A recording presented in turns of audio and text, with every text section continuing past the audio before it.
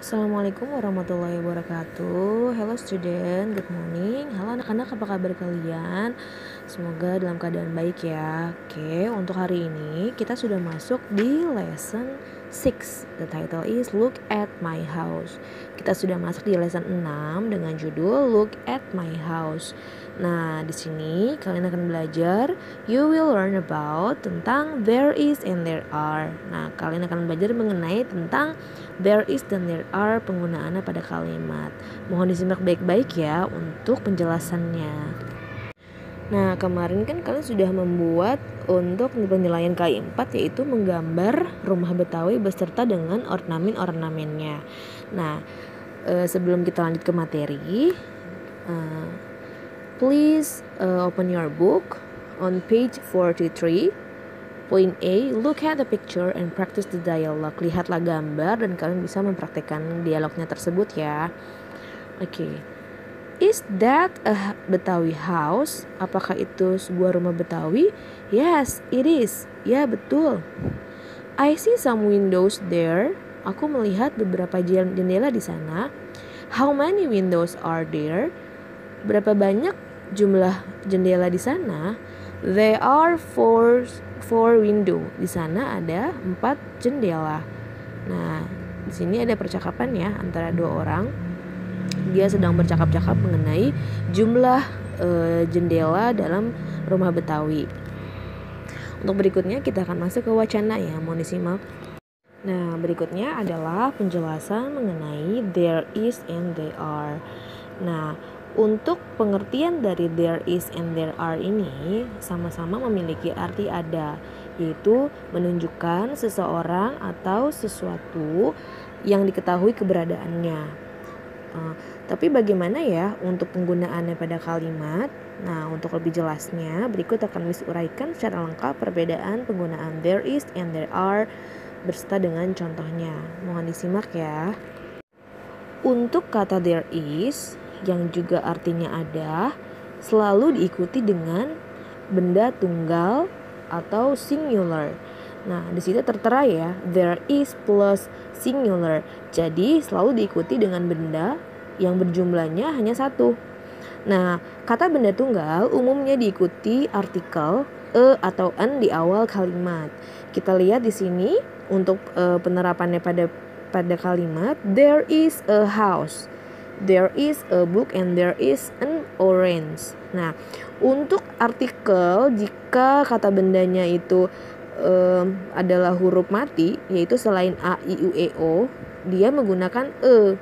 Nah, tetapi jika bendanya itu berawalan huruf hidup, contohnya di sini orange, o itu kan termasuk huruf hidup, dia menggunakan n. Berikut untuk there are sendiri juga sama, memiliki arti ada dan selalu diikuti dengan benda yang jumlahnya jamak atau plural dan lebih dari satu. Ya, kata benda berjumlah jamak atau lebih dari satu atau plural ini umumnya ditandai dengan akhiran s atau es di akhir kata. Kita bisa lihat di sini penerapannya pada kalimat there are 2 houses, there are many books, and there are 5 orange. Nah, ketika menggunakan kata there are, kita sebutkan berapa jumlah untuk bendanya. Di sini disebutkan dengan angka 2 houses, 5 oranges. Nah, jika bukunya banyak dan mungkin lebih dari 10 atau lebih dari berapa, berarti kita bisa menggunakan kata many books ya. Nah, untuk kata there are di sini juga digunakan untuk kata benda yang jumlahnya lebih dari satu atau banyak.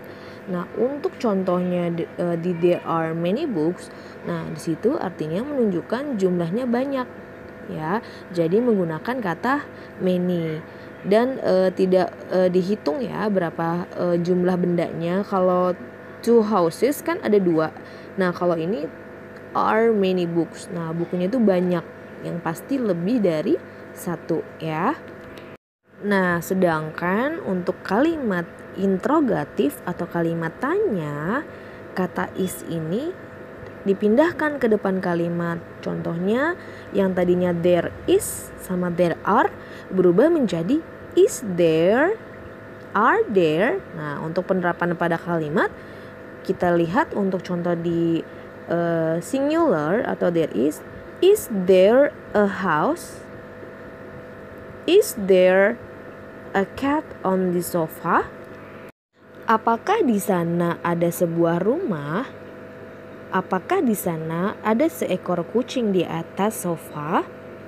Nah, untuk yang kalimat tanya menggunakan are atau plural, are there any houses? Are there two cats on the sofa? Apakah di sana ada banyak rumah? Apakah di sana ada 2 ekor kucing di atas sofa? Jadi penggunaan untuk kalimat tanya is dan are-nya ini ada di depan, kemudian diikuti dengan there, lalu dengan kata bendanya. Seperti itu ya. Nah, berikutnya untuk short answer yaitu jawaban singkat. Nah, di sini hanya perlu dengan menjawab yes atau no saja. Nah, tetapi harus dijelaskan ya. Misalkan ada pertanyaan yang tadi, is there a house? Jika di sana ada sebuah rumah, menjawab dengan kata yes, there is. Yes diikuti dengan keterangan adanya ya, there is. Nah, jika di sana tidak ada sebuah rumah, is there a house? Jika jawabannya tidak, no, there is not. Nah, no kemudian diikuti kata there is not ya. Kemudian yang are begitu juga. Are there two cats on the sofa? Apakah ada 2 ekor kucing di atas sofa? Jika jawabannya iya, menggunakan yes. Kemudian diikuti dengan kata keterangan adanya, yes there are. Nah, karena pertanyaannya are, ya jawaban dengan yes they are. Kemudian jika tidak, are there two cats on the sofa? Jika tidak ada, no. Diikuti juga dengan kata there juga, no there are. Nah, karena pertanyaan are tetapi ditambah dengan not karena jawabannya adalah tidak, no there are not. Di sini harus kalian hafal ya. Jika iya dan pertanyaannya menggunakan is there, kalian menjawab dengan yes there is. Nah, kemudian kalau kalian melihat tidak, no there is not. Nah, sama hal dengan there are. Yes, kalau yes berarti there are karena pertanyaannya are there.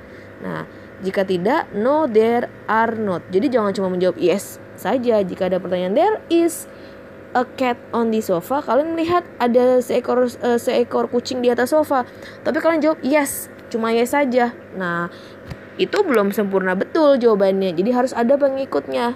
Ya, pengikut pertanyaannya. Dia tanya apa? Menggunakan kata tanya apa awalnya? Is there? Nah, dibalik. Jika misal tadi menjawab dengan kata yes, yes there is. Ya, dibalik ya. Pertanyaannya kan is there? Nah, jawabannya yes there is. Is there? No there is not. Are there? Yes there are. Are there? No there are not. Ya, lihat untuk pola jawaban dari jawaban singkat ini ya. Mohon kalian hafalkan untuk bagaimana cara menjawab dengan baik dan benar. Begitu anak-anak ya.